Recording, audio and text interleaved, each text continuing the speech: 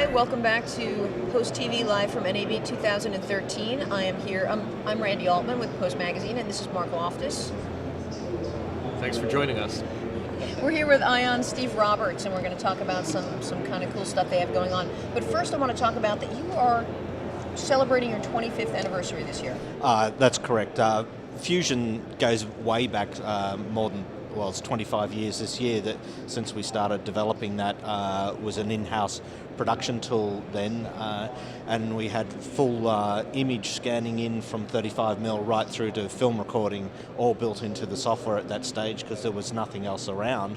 And the origins of that was, way back then. We had many film credits, and now we've been developing it commercially, and it's used on pretty much every single major film. So it's all on everything from stereo avatars to Amazing Spider-Man, all the X-Men series, Sin City, there's Hunger Games, and everything. So it's been quite the trip with it. So and more to come. Yeah. So not only does Fusion still exist and is out there and being robust, but you have added some other products and initiatives, which are.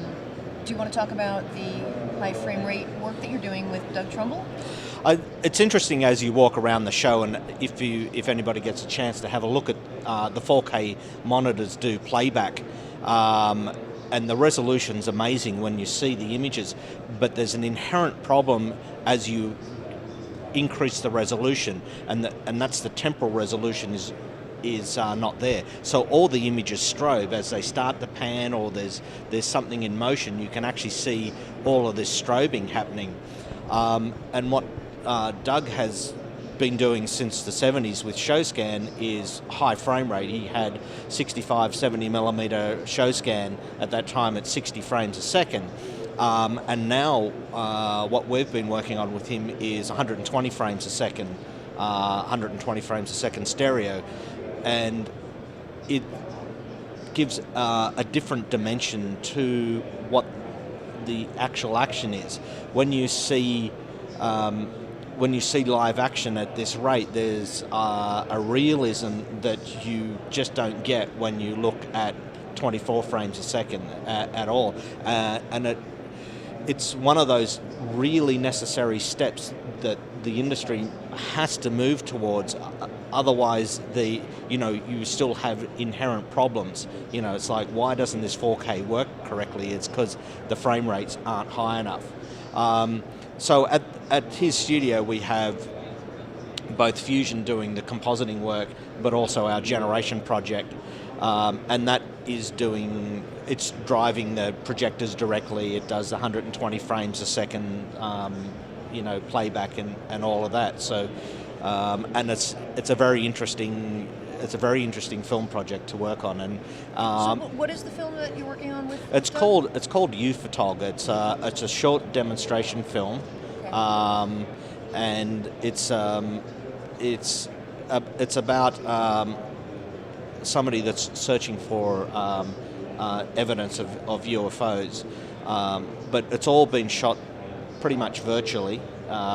Everything is created, the environments are all created inside Fusion, and then we're in production right now on it. So it'll be quite it's going to be quite an interesting film to see, and you have to see it in the correct cinema to be able to appreciate what the impact effect is of that. When we talk about high frame rate work, it's always with the understanding that it will be presented down the road as a digital cinema type of project. I mean, ultimately, it's digital projection that would deliver something in that sense.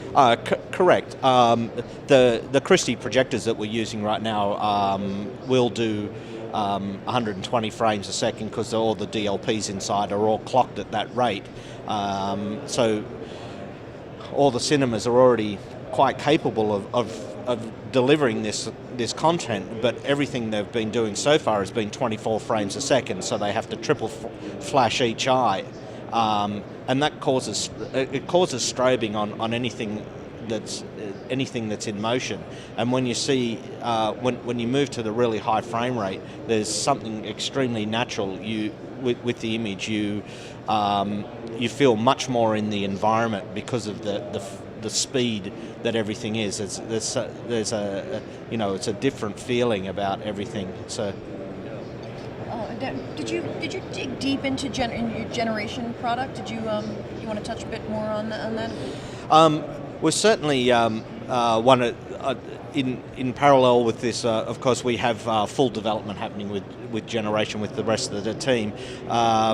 It's always been resolution independent and frame rate independent, and one of the things we've been developing really is a new thing called EPP, which stands for Eyeon Production Pipeline, and that's an open source initiative that uses Python modules to allow you to set up and integrate into a facility. As facilities need to kind of grow their operations and have ease of integration of many pieces of software, what we've been doing is taking over the repetitive tasks of naming conventions, how projects are stored, where they're stored, what structure are the directories, how do you how do you manage all of that parts of the pipeline. And so we've made this very modular system that takes all that away, so you can just add an artist and they don't have to know the naming conventions because that's already taken care of you. And now we've been expanding that generation to basically house more than just our products. You can put other products inside generation as well, so you can have Max projects and Maya projects and Nuke projects and After Effects projects and Photoshop and those sorts of things. So it's very, very open to be pluggable, because its design is really to be about making a studio efficient and working efficiently with supervisors and the actual production workflow, and that's what we strive to do with generation. Okay, and before we leave you, I know you have Avid Connection. Can you talk about that? That was introduced how long ago? We first showcased it last NAB, and then we had our first round of that from Media Composer out in around summertime last year. Since then, we've now done version 1.5 because which has all version control handling in there. Now there's a version for a digital studio or Avid DS, so it works in the as a composite container with inside their node networks, and allows you to integrate Fusion directly inside the same node compositing tree, or it also works in the timeline. But that films coming up that have been using that, for example, is the next Hunger Games film, and they have running basically an editorial and Avid pipeline with Fusion all through Connection. So that's a story to follow up later this year. And we will, absolutely. Thank you, Steve. I appreciate you taking the time and sharing some information with us. And we're going to sign off for now. I'm Randy Altman with Post Magazine, and that's. I'm Mark Loftus. Steve, thanks for joining us. Thank you. Thanks, guys. Thanks.